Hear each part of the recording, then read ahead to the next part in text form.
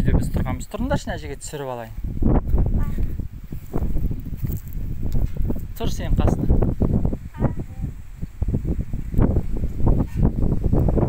Нұрғиса, міне сенің папаң да осы үйде тұрған. Мен де тұрғам, бәріміз тұрғанбыз. Папа тұрған, ата тұрған.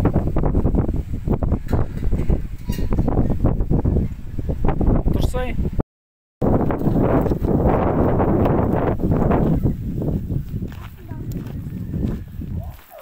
Жүр, мына үйде су ішеміз қазір. Жо, бұл атаның үйі, ата. Аталарыңның үйі. Сендердің аталарыңның үйі. Я, аталарың танымайсыңдар ма? Ассалаумағалейкум деп айтты, амандасу керек.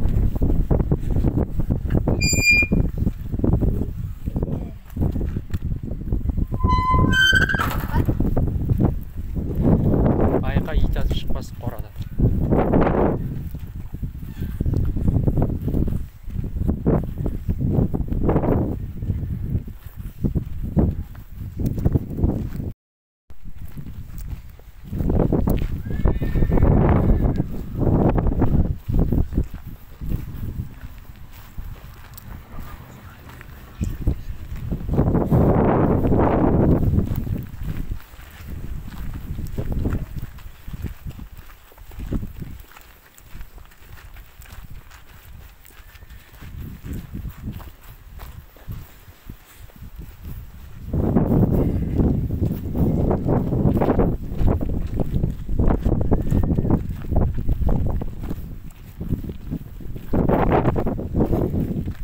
Бұл туған жер ғой, туған жер. Туған жердің ауасындай ауа жоқ қой. Өскен жерім мен.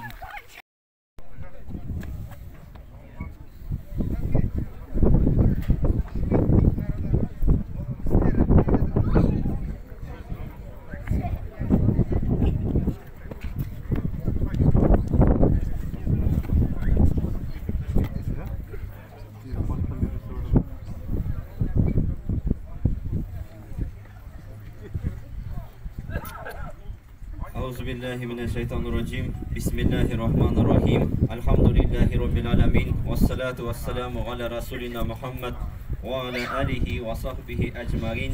Amma ba'd. Asa qamqur, erекше meyrimді Allah'ın atымен бастаймын. Ассалаумағалейкум, құрметті ағайын.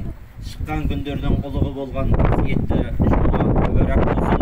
Жұма күні міне Татан ауылына Алланың мейірімі түсіп, Алланың жердегі үйі мешіт айқара халықты Алланың азанын айтып, Алланың құлшылық ибадатын жасайтын сондай бір қасиетті мешітіміз ашылып отыр. Алла құтты берекелі етсін. Қазақ айтады ғой, Бауыржан Момышұлы атамыз айтады, ежелден ер тілегі, ел тілегі, адал ер боп туса ел тілегі дейді. Міне Айдостайын ауылдың азаматы Алланың үйін халқына тартып етіп, осындай үлкен дүбірлі думанды той жасап жатыр. Осы тойларыңыз қайырлы құтты болсын. Әркез қазақ айтады ғой, Аллаға жағам десең азанды бол, ағайынға жағам десең қазанды бол дейді. Алланың 5 уақыт азаны айтылып, осы мешітте Аллаға ғана құлшылық жасап, ибадат қылатын үлкен Алланың үйі болуын Алла нәсіп етсін. Енді бүгін осы қасиетті Алланың жердегі үйі мешіт ашылады деп, осы Татан ауылын бетке алып алыс жақыннан барша елдің халықтың азаматтары келіп жатыр. Осы мешіттің ашылуына алғашқы құттықтау сөз Қарқаралы ауданының әкімі Ерлан Бейсенбайұлына беріледі.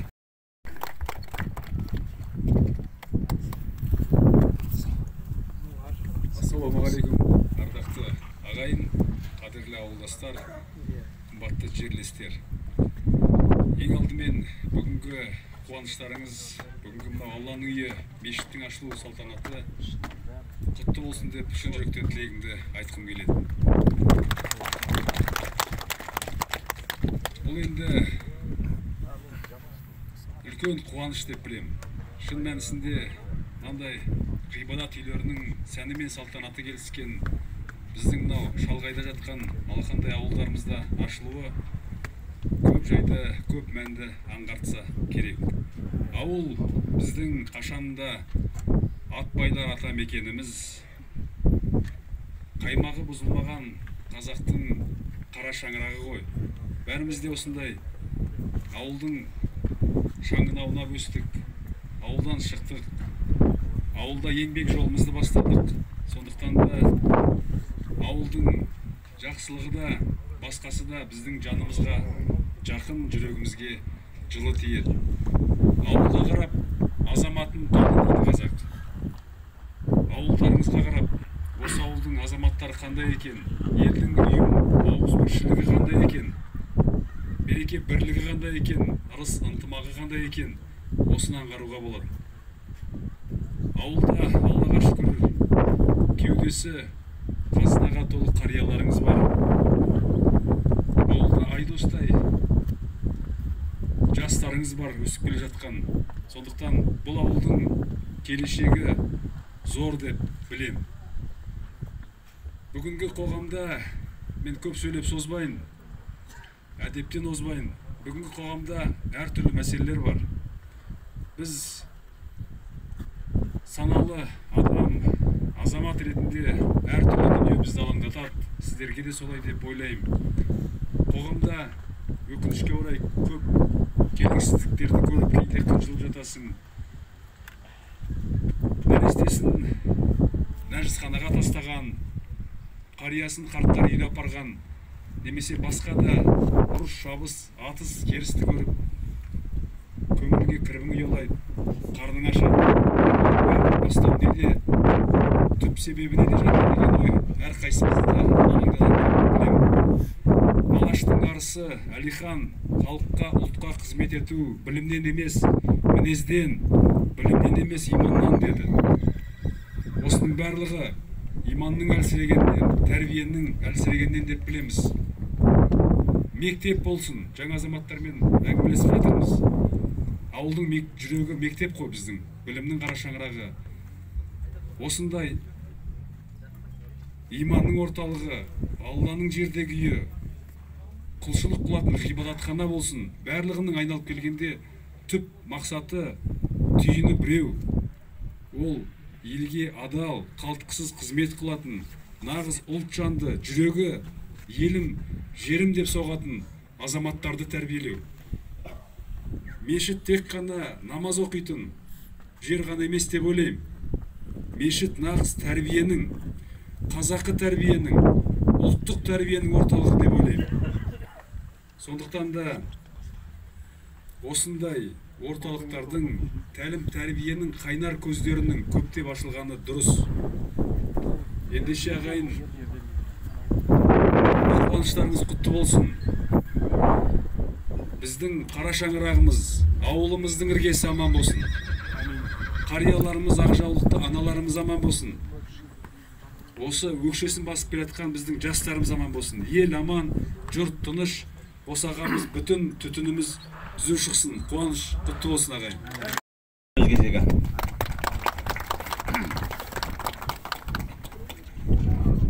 Bismillahirrahmanirrahim. Elhamdülillahi Rabbil alemin. Esselatu vesselamu ala Seyyidina Muhammed ve ala alihi ve ashabihi ecma'in. Assalamu alaikum ve rahmetullahi ve berekatuhu. Kadrimende, kırmette, осы Татан ауылының туған азаматтары, Алла Тағала келген осы аналарымызға сәлем, әкелерімізге сәлем, бауырларымызға сәлем. Осы сіздердің ауылдарыңызға бірінші Алла Тағаланың рахым мейіріменен осы айдостай азаматтарыңыздың пейіліменен жарқырап, менен нұрланып, мешіт бой көтерді.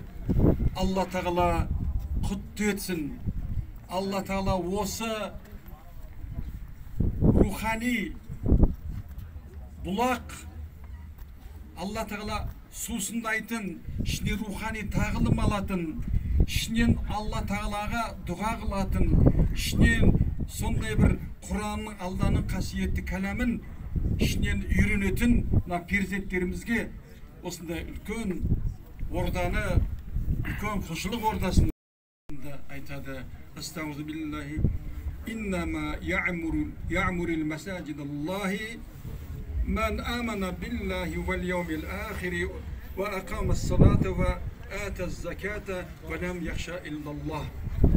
Meşitlerde Allah Teala'ga iman keltirgen, ahiret gününe iman keltirgen, namazlarına to'liq ko'ngil bo'lgan, zekatini to'liq ko'ngil bo'lgan, tek qana Allah'dan taqvалық, Allah'a taqvалық qilgan adamlar gana көркейтеді деген екен. Міне, осы қаншама арамызда халқымыздың қоғамның ішінде сондай бай адамдар, дәулетті адамдар жүр. Соның ішінен Алла өзінің сүйікті құлдарына мешіт салуды иншалла нәсіп етеді. Міне, Айдос бауырымыз, міне, сіздерге осы ауылдың тұрғандарын өзінің топырағына кіндік қаны тамған жерге өзінің құрметін, өзінің борышын осылай білдіріп жатыр екен. Пайғамбарымыз саллаллаху алейхи ва саллям хадисінде айтады: "Мен кана масжидан, мен бана масжидан, баналлаху лаху мислаху фил джаннати." Кім жер бетінде мешіт салған болса, Алла Тағала жәннатта оған сондай үйді иншалла сыйлайды. Бұл мешіті бар жерде, құрметті ағайын,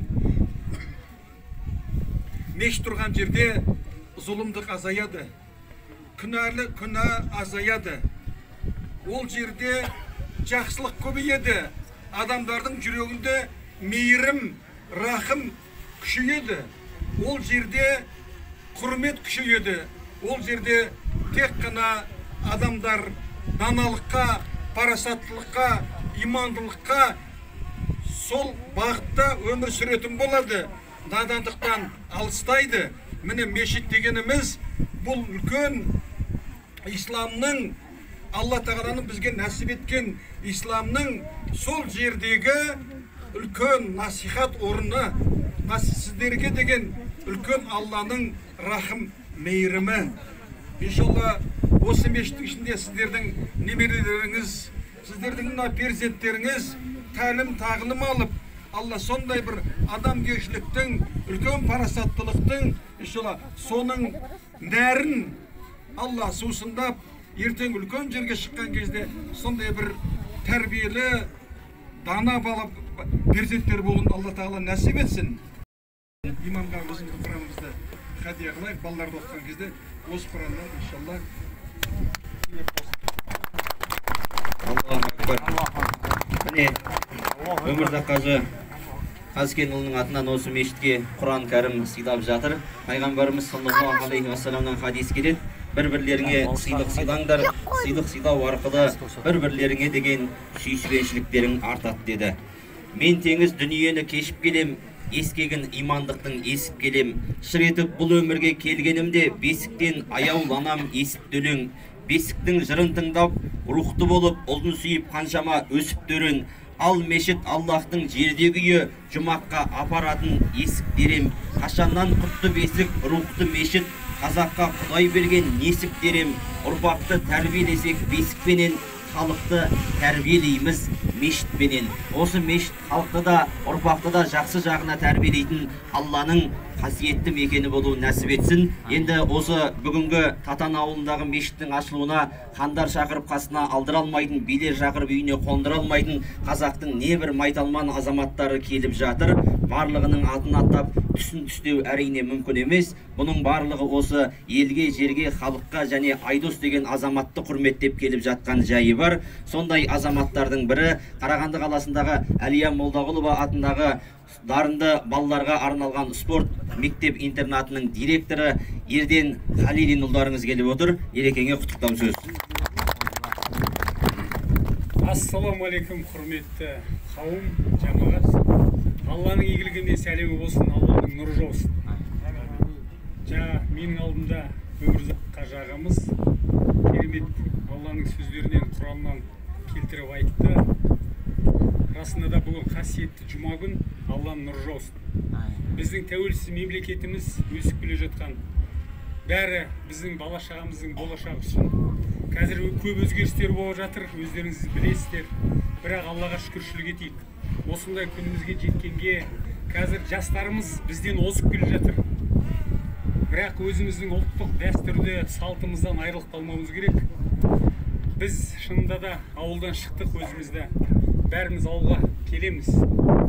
Бірақ ертерек осындай Айдос сияқты бауырларымыз бізден тәлім тәрбие алған деп айтуға болады. Біз 90-шы жылдарда өзіміз жас маман болып келіп едік. Осы Қарағанды қаласындағы спорттың қара шаңырағы, Әлия Молдағұлова атындағы Совет одағының батыры спорт мекемесі бар.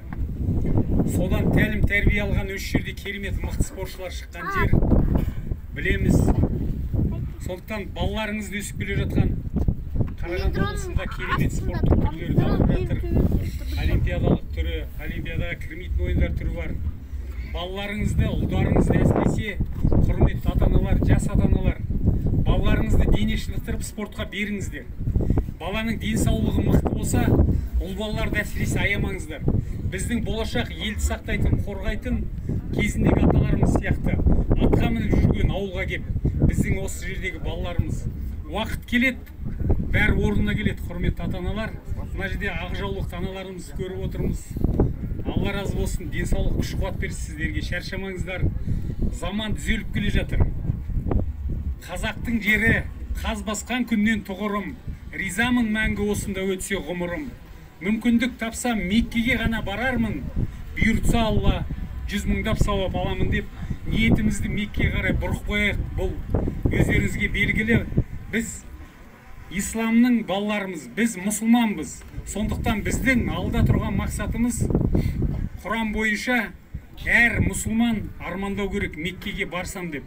Аталарымыз армандады кезінде, кейбір аталарымыз барып үлгерді. Бірақ қазір тәуелсіз Қазақстан мүмкіншілік бар. Мынандай ортада имамдар жұмыс істеп жатыр бізде қазір. Балаларымызды осы дәстүрлі исламға бәрін бер қаратуымыз керек. Аллаға шүкір, бүгін бізде Қазақстанда тәртіп бар. Әсіресе жау келсе, қолына білегінде мықты күші бар. Біздің спортшы мықтыларымыз дайын болу керек. Спорт жағынан Қарқаралы ауданы, оның ауылдар осындай керемет. Совет одағы кезінде Совет одағының чемпиондары шыққан, әлем чемпионы шыққандар мысалы біздің осы Қарқаралы өңірінен жетеді.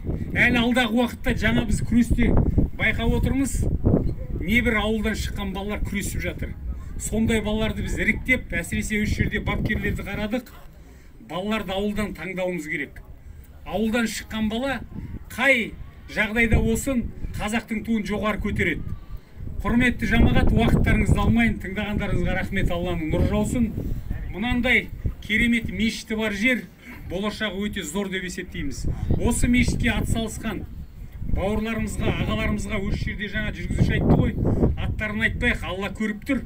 Алланың нұры жаусын сіздерге.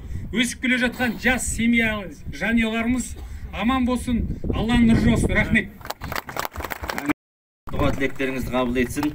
Міне кезінде Айдоста осы бүгінгі таңда Елден ағамыз басқарып отырған мектептен түлеп ұшқан тарланбоз ұлдардың бірі. Осы қазақты әлемге танытып, қанша биікте жүрсе де, қандай спорттық жарыстарда, байрақты бәсекелерде алдыңғы қатардан келсе де, ауылын, жерін, халқын ұмытпай, осындай міне жақсы амал жасап жатыр. Пайғамбарымыз саллаллаху алейхи уассаламнан хадис келеді, амалдар ниетке байланысты дейді. Енді біреулер айтуы мүмкін, біз өзі қазақ сөзге жүйрікпіз ғой. Мынау Айдос салмағанда кім салады, оның жағдайы бар ғой деп. Бұл жерде ниет болу керек ағайындар.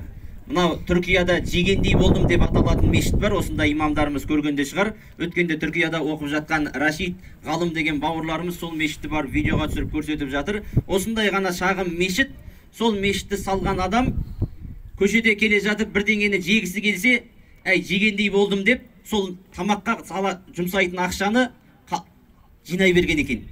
15-20 жылда сол жинаған ақшасы бір мешіт салатындай ақшаға жеткен екен. Сол мешіт бүгінгі таңда 200 жылға жуық халыққа қызмет жасап тұр.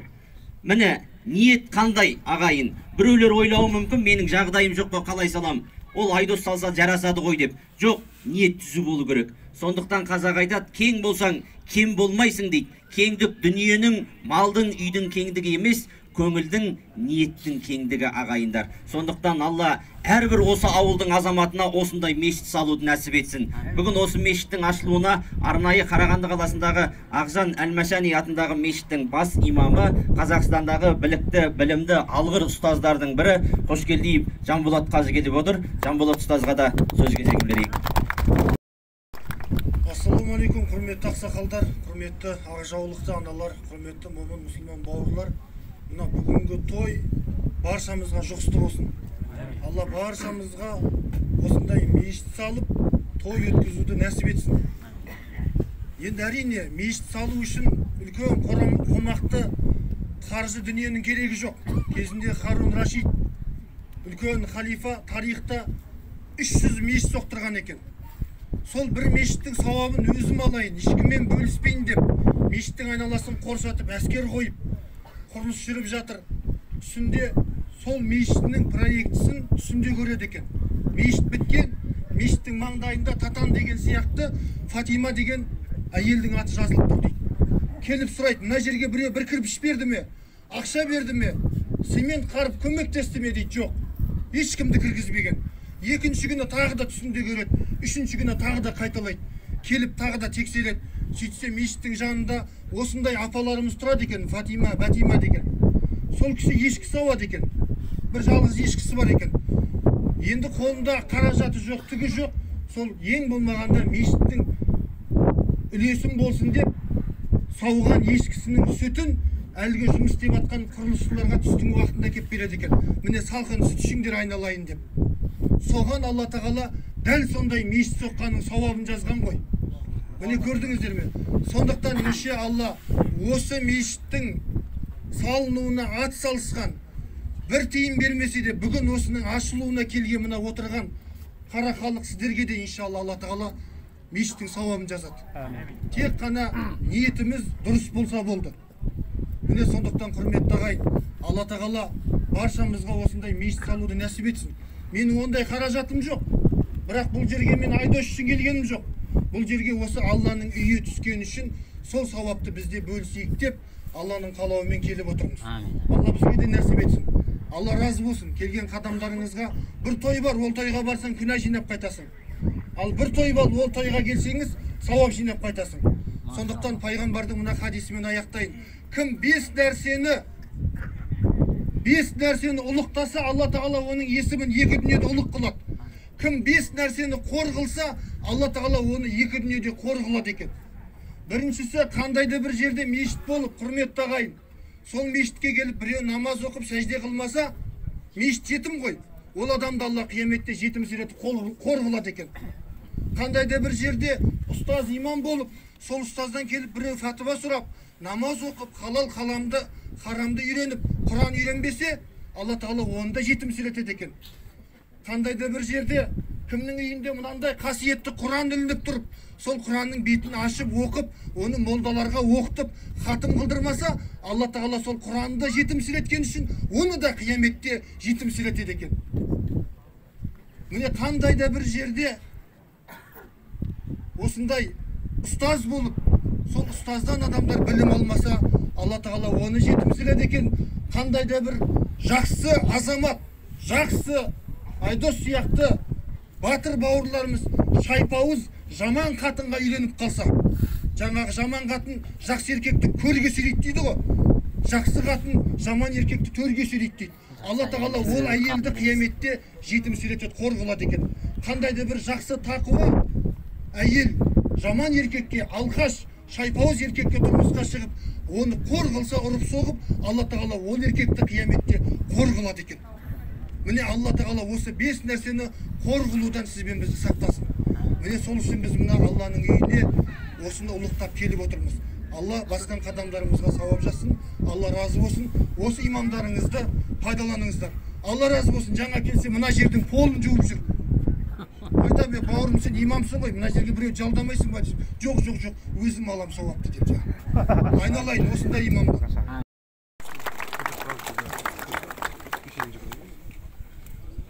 Құрметті ауылдастар, бүгін мінекей ауылымызда үлкен бір мерекелік шара өтіп жатыр. Мұны енді біз барлық ауыл азаматтары болып қатты қуанып жатырмыз. Мінекей жаңада айтылып жатырмыз ғой, бағанадан осы ауылымыздағы мешіт ең алғаш қабырғасы қаланып салына бастағаннан бастап, осы мешіттің ауылға үлкен бір өркениет әкелетіндігі бізге белгілі болып еді. Бүгінде міне қашан ашылады деп күтіп жүретінбіз. Бүгін соның сәтті күні мешітіміз ашылып, үлкен бір халқымыздың беделін көтеріп, көңілімізді марқайтып жатырмыз. Өзі қашанда халқымыз өзі имандылыққа тәрбиелеген халық қой. Сонау заманнан бері қарата ерте дүниеден бері осы бізге ислам діні келгенге дейінде осы біздің халқымызды тәңірге тамырып, одан кейін осы Алла жолында жүруді нәсіп еткен, негізі бәріміздің дәстүрімізге айналып кеткен. Одан бері де мінекей ислам дінін мойындағаннан бері қаратай, осы қазақ халқының өзінің бойында бар асыл қасиеттерін одан сайын молайтып, ислам жақсы тәрбиеге бет бұрғызды ғой. Міне сол исламды кезінде қатты тәрбиелеген, қатты меңгерген адамдарымыз, ұлы ойшылдарымыз айтып кеткен жоқ па? Кешегі күні ұлы абайымыз айтқан, махаббатпен жаратқан адамзатты сен де сүй, ол Алланы жаннан тәтті. Адамзаттың бәрін сүй бауырым деп, және де хақ жол осы деп әділетті деп. Мінекей сол ұлы біздің ұлы абайымыз айтқан, сол кезде достан да қатты қадірлеген адамдар. Содан бері де біз енді кейінгі осы Совет үкіметінің кезінде осы мешітті, дінді кейінгі екінші орынға сырып тастаған менде халықтың жүрегінен, Алла кеткен емес. Сол уақытта да осы ауылымызда үлкен моллаларымыз болды. Садық молла, Омарбек молла, Жақан молла. Мен осы кісілердің барлығы осы дін жолында сол кісілер үйіп, ол кезде мешітте жоқ. Бірақ сонда да сол дінді, исламның имандылықты ұмытқан халық емеспіз. Соның арқасында, соны шалғайда біздің орналасқан осы біздің Темірші өңірі, Татан ауылы қай уақытта болмас ізгілікті сақтаған. Ел іргесі сөгіліп, елдің бәрі тұрымтай тұсына кетіп жатқан уақытта да ауылдың береке бірлігі бұзылмай сақталып қалған еді. Оның бәрі ненің белгісі? Оның бәрі осы халықтың пікірінің дұрыстығы, ынтымағының жоғарылығынан болған еді. Мінекей халқымыз бүгін үлкен той. Біздің мынау Алланың үйінің ашылуы, жаңағы Айдос бауырымыздың үлкен еңбегін айтып жатырмыз. Ауылдың азаматтарының бәрі бірлесіп, осы бүгінгі күнді белгілеп, ауылдың келбетін келтіруге осыған бет бұрыс жасады. Біз соған қуанамыз. Қазір туған жерге туыңды тік дейді халқымыз. Азаматтарымыз әрбір өздерінің істеген істерін өзінің туған жеріне бері осылай бағыттап жатқаны біз үшін үлкен қуаныш. Біз осы Темірші өңірі, осы Темірші өңірдің халқы тегісінен, ежелден осы сонау Темірші деп аталған ауылдың осы сіздерге арналған Темірші туралы бір-екі ауыз ғана өлеңді айтып өтейін. Бұл тауды жаратқандай тастан өріп, еш тауға ұқсамаған басқа көрініп, күндік жерден мұнартады таулары, саңғасалар шаң баспаған. Маңайы айдын жазы құрсалмаған, көгінен нөсер құйып нұр саулаған. Көрініп, күндік жерде мұнартады шыңдары саңғасалар кіріш алмаған. Көгорман, мөлдір бұлақ саябағы, маужырап, мәңгі бақи тұрсындағы. Естілер дәл төбеңнен ұшып өткен көгершін қанатының сусылдары. Биігіне айырдың озалмадым, көрдім де күн нұрымен тазарғанын, суына бес бойдақтың сүңгіп шықтым, жанымның кетірсін деп тозаңдарын. Теміршім айналайын дара тұлғаң, айныман саған деген арантымнан, бауырыңда туып өскен ұл қызыңа тауырып қой, сенен артық жаратылған деген. Міне осы үлкен бір ұлағатты іс жасап жатыр. Сол қызмет істеп жүргенде 2019 жылы осының қазығын қағып, осының іргетасын көтеріп, осыны жатпай тұрмай Айдосымен осындай дәрежеге жеткізді. Бұл не деген сөз? Бұл осы еліне, өзінің отанына деген құрмет. Жаңа аудан әкімі айтып өтті ғой. Бұл мешіттің ертең осы біздің Теміршінің, Қарқаралы ауданының экономикасының арттыруына үлкен өз үлесін тигізетін ақиқат. Өйткені бұл жерден сондай иманды ұрпақтар кешегі ата-ананың тәрбиесін көрген, бүгінде сол имандылыққа бет бұрған азаматтардың дұрыс жолмен жүріп, өзінің әл-ауқатын арттыруға еңбегі тиеді деп өзім ойлаймын. Айдос баламызды әр уақытта, әр кезеңде осы арадан көріп жүрдік. Бұл біздің қуанышымыз, біздің мақтанышымыз. Биыл осы қазіргі кезеңде осы біздің осы Темірші өңірінің мақтанышы Айдос. Мен Айдосты баламыз ғой, біздің баламыз. Айдосты осындай тәрбиеге жеткізген, осындай көзқарасқа таныстырған мынау менің жолдасым Жазитке алғыс айтқым келеді. Өйткені адам көргенін істейді ғой, құлағымен айтқанын істейді. Осы міне Жазиттің ауылына деген осындай махаббатының арқасында міне Айдоста. Біз Айдостың осылай жаңа имамдар айтып жатыр ғой. Айдостың осындай бір еңбегінің арқасында келген дүние. Айдостың осындай дәрежеге қалай жеткен, Айдостың қандай еңбек еткенін көргенбіз біз. Содан кейін де оны біз қадірлейміз, осы Жазитті құрметтейміз. Өйткені осындай дәрежеге жеткізген осы мына Жазит. Бүгінде біздің осы ауылымыздың мақтанышы, бүгінде осы біздің мақтан тұтатын азаматымыз осы Айдос. Айдостай азаматтар көбейе берсе екен деп тілеймін. Өйткені біздің үлгі алатын баламыз бар міне. Үлкен республика деңгейіндегі меценатымыз бар. Біз кімге табынуымыз керек? Бізге ешкімді керек жоқ. Осы Айдос, Айдостың маңайында жүрген осы біздің ауылдың қайырымды азаматтары бізге үлгі. Сондықтан той құтты болсын. Бүгінгі тойды жақсылап өткізіп, Теміршінің бір береке бірлігін арттыратын күн болсын деп тілеймін. Рахмет. Құрметті ағайындар, мен Балқаш қаласынан келіп тұрмын. Осы ауылдың азаматымын. Баяғыда Жазит екеуміз жер жыртып егін сеуіп, осы ауылда жұмыс жасадық. Бала кезімізде қой жақтық. Осы ауылдың талай жұмыстарында ауылдың жұмысын істедік. Кейіннен тоқырау жылдары Балқаш қаласына мен ауысып кеттім. Сол жерден металлург мамандығымен келіп пенсияға шықтық. Адам енді өз еңбегімен көтеріледі ғой. Сол еңбектің арқасы қазір зейнеттемін енді. Соның енді Айдос баламыз мынау мешіт ашып жатыр. Мешіт осы ауылға мына үлкен сый құрмет болды мына енді. Сол енді мешітке менің өзі семьямның атынан әкелген азғантай сыйлығым бар. Орамал том болмай жол болады дейді. Алла разы болсын дейміз. Осы отырған азаматтарға бәрілеріңізге денсаулық тілеймін. Осы ауылда осындай үлкен той бола берсін енді. Айдос сияқты, Айдостың маңайында жүрген азаматтар аман болсын. Ел жиналса көл дейді ғой. Біріксе, бірігіп жатыр ауылдың азаматтары жан-жақтан. Рахмет айтамыз мына үлкен мешітке енді ауылымызда. Мен сыйлықты имамға табыс етейін мешітке. Әмин. Рахмет. Енді құрметті ағайындар, жан-жақтан көптеп сыйлықтар келіп жатыр. Ол кісілердің барлығына арнайы уақыт беріп құттықтайтын болсақ, әрине уақыт көпке созылып кетеді. Қазір жұма намазының уақыты жақындап келе жатыр. Қазір Жанболат имамымыз Алла қаласа мешітте сол жұма намазының алдында аз кем насихат қылса деген ниетіміз бар. Күнде бұндай ұстаздар ауылға келе бермейді, сондықтан дәріс алып қалу керек. Енді осында Құрмаш ағамыз осы Томар ауылынан шыққан аптал азаматтардың бірі Атымтай Жомарт осы мешітке 500 мың ақша сыйлық жасап жатыр. Құрмаш ағамыз, Томар ауылының азаматы.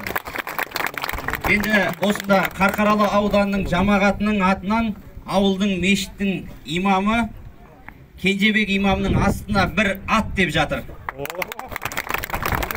Және осы ауылдың жиені Екібастұздан келіп жатқан Еркін ағамыздың да бағана сыйлығым бар деді. Оны енді алып кеп осы мешіттің имамына тапсырсаңыз болады. Құран кәрім хадия.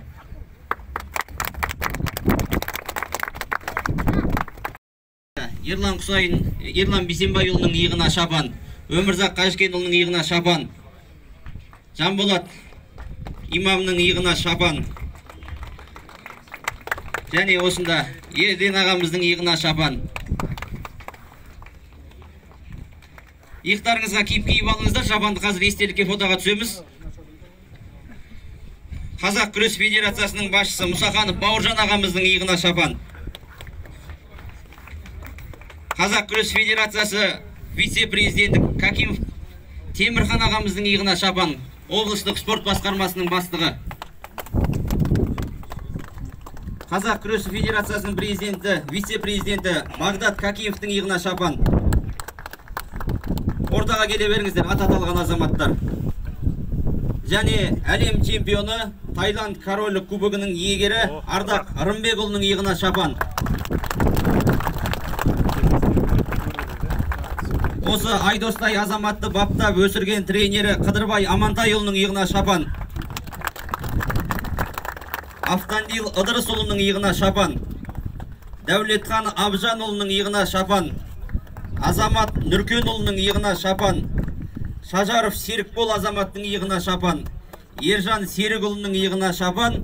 Және енді осындай Айдостай азаматты өсіріп тәрбиелеген ол әрине Жазит әкеміз бен Төлеубике анамыз. Төлеубике анамызды Алла рахматына бөлесін. Жазит ағамызға Алла ұзақ ғұмыр берсін. Иығына шапан.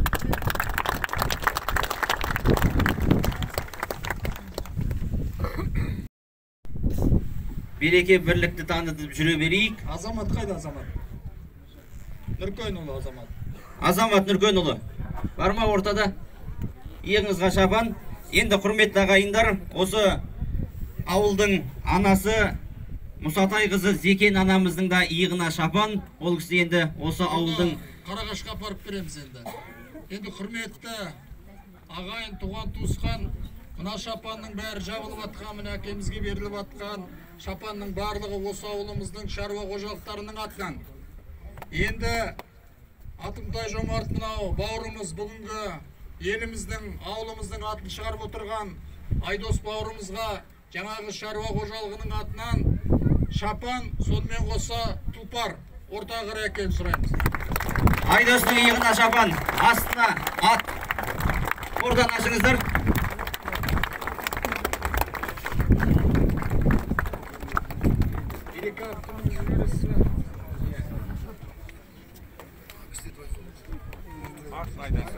Сөз жерден барып мінсеңіздер сол ыңғайлы болар. Міне ауылдың азаматына ауыл жапалап көп тұлпар. Аллаху акбар. Аллаху акбар. Алла дәрежесін биік етсін. Айдостай азаматтың ел болып, халық болып тілеуін тілеп жүре берейік. Енді осы мешіттен, осы ауылдың болашақ жастары білім алып, осы елге, жерге, халыққа Айдос сияқты қызмет жасайтын азаматтардан болуын нәсіп етсін. Мынау баяғыда Алаш арыстарының өмірбаянын оқып отырсаңыздар, біздің имамы Өміржақ Қажы Қазкенұлына және Жазит әкеміз осы Айдостай ұлды өсіріп жеткізген. Осы кісілер лентаны қисын, одан кейін ішке кіріп, осы жұма намазын оқуға ниет ететін боламыз жамағатпен. Қажеке. Ал осы жамағатшы, осы мешітші жамағатпен көркейген Алланың нұры түскен берекелі мешіттерден болуды нәсіп етсін. Енді алысқа бармай-ақ өзіміздің аудандағы Құнанбай қажының мешіті 2 ғасырға жуықтап келе жатыр, халыққа қызмет жасап тұрғаны. Осы Айдос салып берген Татан ауылдық мешіті де бірнеше ғасыр бойы халыққа қызмет жасайтын мешіттерден болсын. Аллаху акбар. Ал кіріңіздер, мешіт халықтың игілігі үшін қабыл алыңыздар. Енді құрметті ағайын, қазір жұма намазынан кейін сағат 2-де ауылдың тойханасында алыстан келген ауыл азаматтарына, ауылдың үлкендеріне ас беріліп, Құран оқылады. Ал өзіміздің ауылдың азаматтары ол кигіз үйлерде тамақ берілетін болады. Одан кейін сол той алаңында концерт болады, ат жарыс, кешке гала концерт, эстрада жұлдыздарының қатысуымен. Той құтты болсын ағайын.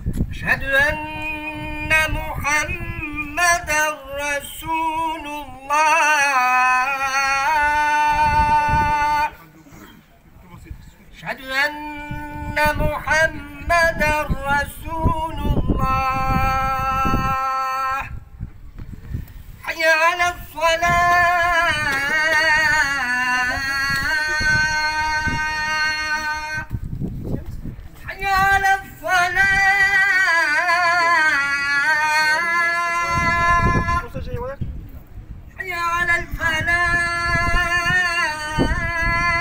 الفلاح حي على الفلاح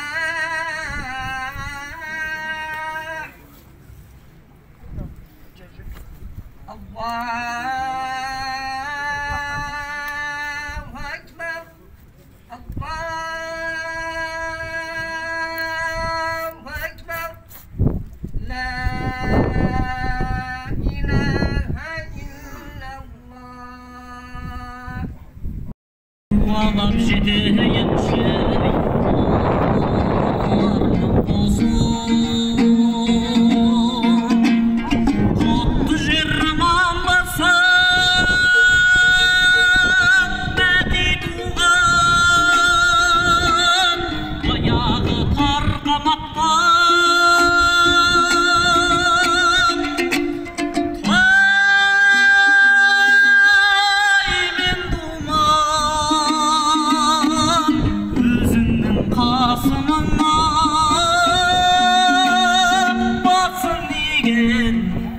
Kabul bir oğlumdan Önümden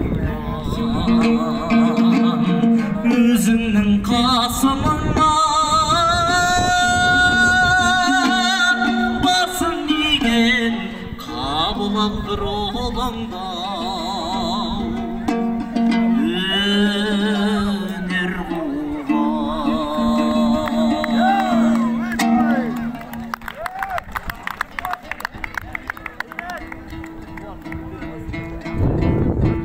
Келесен, әрине жаңа бауырымыз жақсылап таныстырды ғой.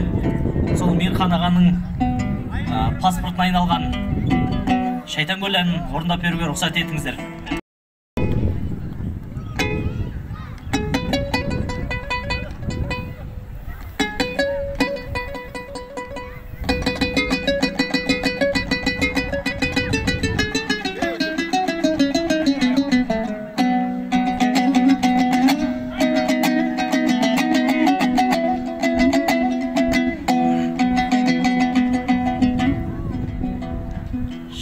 Şeytangül akbular megene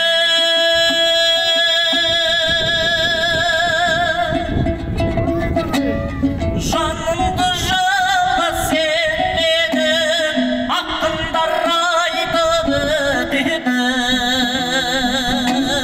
Armanım bökülmedi dedi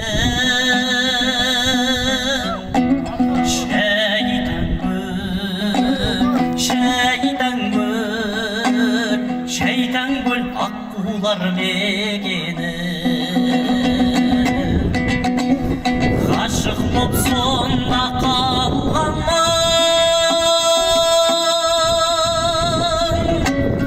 Maralım dedim aldanıp Aşığın neştim armanım Etti yaşım aldanıp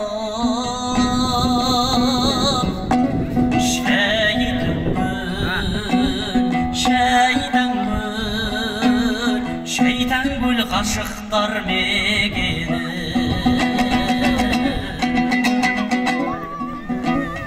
Men de bir şerlep kendenmen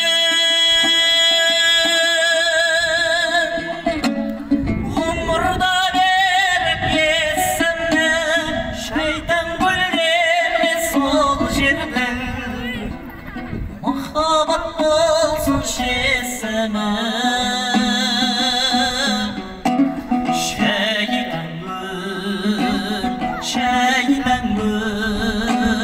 Şeytangül mahabat besigi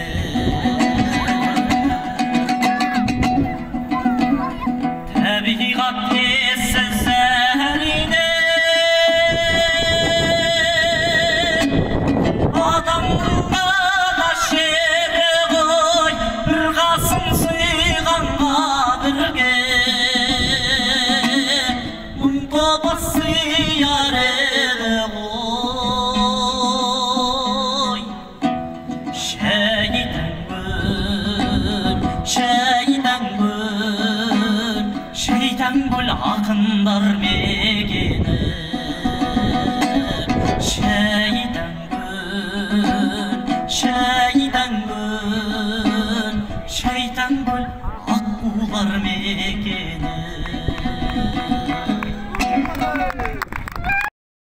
Міне, қосоқ қой, қошым өтек қой, Айбек, Рымғали.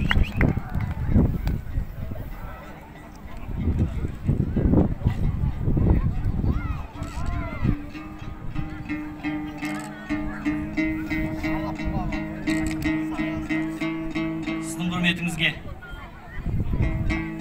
Балқантау аққулар деген әнді орындап берейін.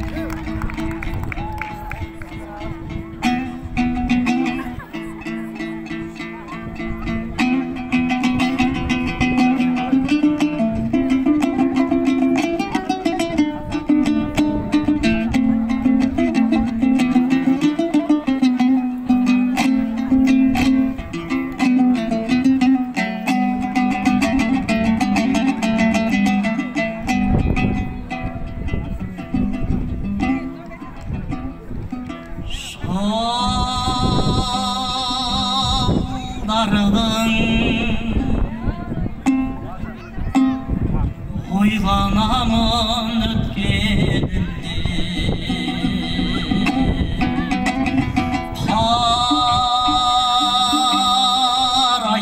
қараймын қуанышпен көктеміне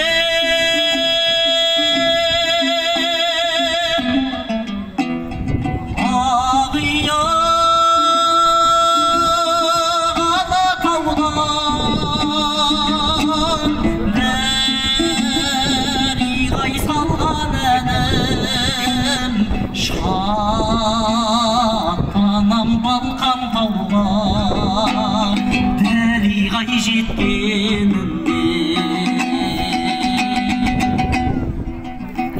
сен болып сырласам-ау жастау қайын сол шақта көктем сайын өзім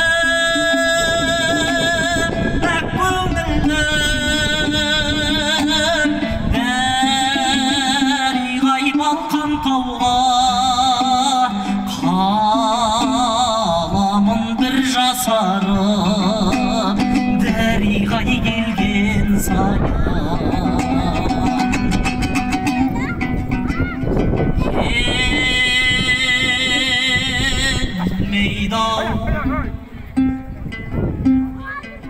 енді қайтып ондай көктем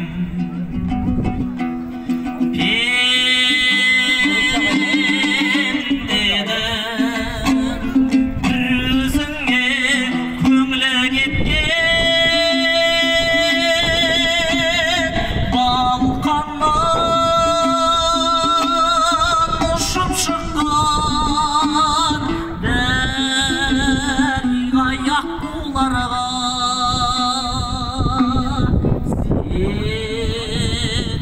деп қарай берем. Қайтадан айтшы. Қайтадан айтшы. Продаем диван на крыша КЗ. Ух ты. Крыша КЗ-ке диван сатасың ба?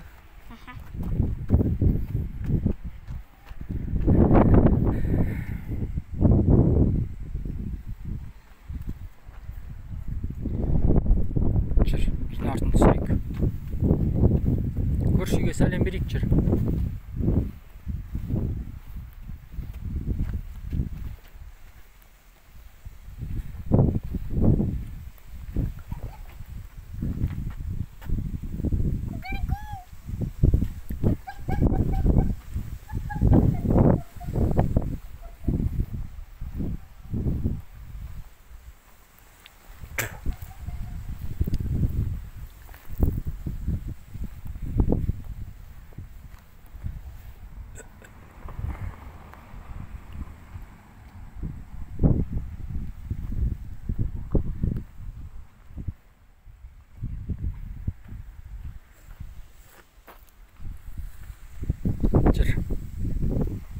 Na, көршіге барайық жүр.